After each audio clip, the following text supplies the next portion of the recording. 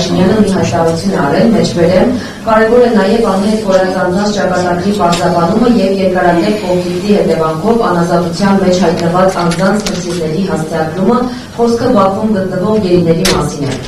Ուզում եմ հասկանալ, ինչպես է գնահատում նման ձևակերպումը, կարող է վնասել գերիների վերադարձի գործընթացին եւ ինչպես բոլոր բանախոսներին կխնդրեմ մեկնաբանել այս հարցը եւ պատասխանել այս հարցին եւ առանձին Սիրամիշ Տարակյանին եմ ուզում հարց ուղղել դեռ սեպտեմբերի 3-ին երբ մենք զրուցում էինք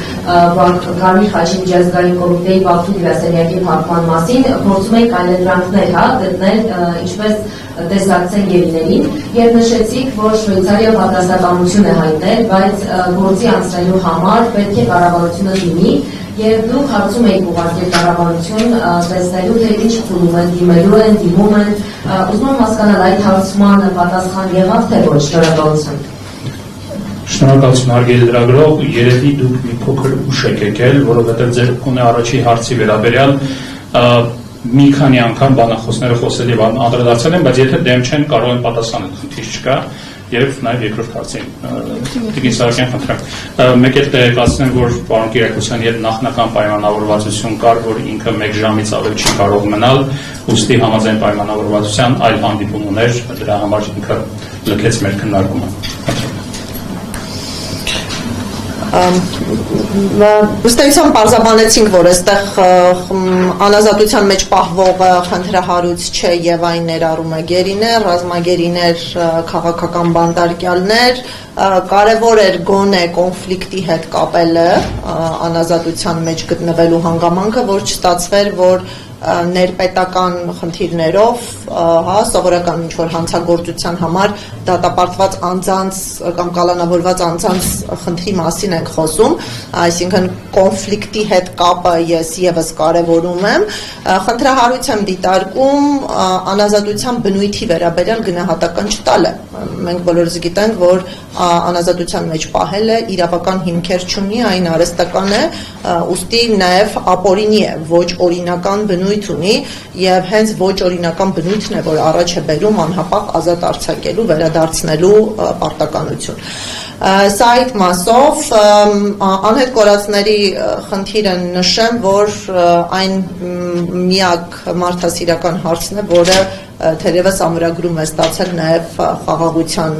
համաձայնագրի նախաստորագրված տեքստում եւ ես սա պայմանավորում եմ հարցի երկկողմանի բնույթով, այսինքն քանի որ ադրբեջանական կողմը ունի մարդասիրական խնդիր անհետ կորածների ուստի կարևորել է դրա առնչությամբ Հայաստանի վրա հատուկ պարտականություն դնելը, քանի որ գերիների խնդիրը միակողմանի է, այստեղ հատուկ այսպես diligence-ի խնդիր, ջանասիրության խնդիր չի ձևակերպվել եւ հյուպատոսական ծառայությունների մասով պատկերը ըստ էության նույնն է, հարցը քննարկվում է, քննարկումների մանրամասները խորհրդապահական բնույթ ունեն, այս պահին դրական որոշում, որ Հայաստանը վճռել է եւ ընտրել է, իդենտիֆիկացրել է այն երկրին, ում միջոցով իրացնելու է իր իրավունքը, պարզապես նման դրական տեղեկատվություն չունեն։ Շնորհակալություն, խնդրում եմ։ Ես էլ կարճ անդրադառնամ չկրկնելով արդեն նախկինում արված մեկնաբանությունը, հավելեմ, որ մտահոգիչ է մեզ համար նաեւ նման բառամթերքի ու մեսիջների հաղորդակցելը այն միջազգային հարթակներում, որոնք որ բավականին բարենպաստ եւ կարեւոր բանաձևեր էին ճանաչում ընդունում նախկինում, որոնցում արձանագրվում էր եւ գերիների նկատմամբ վերաբերմունքի հարցեր, այլ խախտումներ եւ այլն։ Այսինքն ընդհանուր առմամբ վերջին ժամանակահատվածում այդ խաղաղության մթնոլորտ ստեղծելը կամ չգիտեմ այդ պարադիգմով առաջնորդվելը Հայաստանի ներկայացուցիչների ելույթները կարծես թե հիմնականում ասում են, որ պետք չի բարձրացնել բարդ հարցեր, այդ ու միջազգային հանրությանն են ասում, փակելով թեման, ու դա մեզ համար շատ մտահոգիչ է, այսինքն ոչ միայն իրենք կաշկանդված են կամ չեն ցանկանում կամ հապաղում են ինչ-որ հարցեր բարձրացնել, այն նման մեսիջներ ասելով ու շատ հստակ ասելով, որ այդ հարցերի բարձրացումը, այդ նաև արդարադատության, մարդու իրավունքների համար պատասխանատվության ենթարկելու հարցերի բարձրացումը խանգարում է, խոչընդոտում է խաղաղության գործընթացին, ուստի երրորդ անձինք, այսպես ասած, այլ դերակատարներ մի խառնվեք, պետք չի մեզ բացասական քննադատող բանաձևեր այլևս ընդունել, գուցե բարձ չի ասում դա բաց ելույթում, բայց ըստ էության այդ մեսիջն ենք մենք ընկալում ու նաև ոչ ֆորմալ ոչ պաշտոնական հանդիպումների ժամանակ նման հարցեր են հնչում, արդյոք նպատակահարմար է եւ արդյոք այդ պահանջարկը Հայաստանից կա, Հայաստանի ժողովրդից այդ թվում նաև այդ արդարադատության, գերիների վերադարձի եւ այլն։ Այսինքն ըստ էության նման հարցերի նման շեշտադրման բարձրացումը փակում է որոշ լծակներ, որոնք դեռևս կարող են օգտագործել ոչ թե հակառակը։ Ու դա ցավալի է։ Անհայտ կորածների հարցով ճիշտ ասած կուզենամ թեև թեման մի քիչ այլ է, բայց փոխկապակցված է։ Նշեմ, որ անգամ այն հանգամանքը, որ խաղաղության պայմանագրում այդ կետը նախատեսված է, դեռևս որևէ արդյունավետ լուծմանը կամ գոնե որևէ զարգացմանը չի տարել։ Այսինքն ոչ նախկինում, ոչ էլ հիմա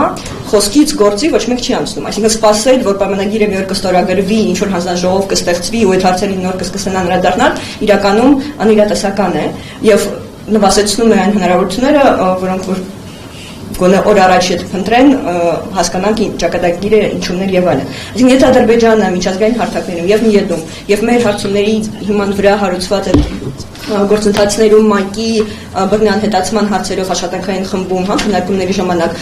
հրաժարվում է որևէ տեղեկություն տալ եւ որևէ գործողություններ անել, ինչու մենք պետք է ենթադրենք, որ ինչ որ մի օր եւ պայմանագիրը կստորագրվի, այդ հարցերին պատշաճ արդյունավետ անդրադարձ կտրվի։ Տիկին Սահակյանը հիմա կվերադառնանք վերջերին դրանց։ Խնդրեմ ձեր հարցը ներկայացրեք ուղղակի։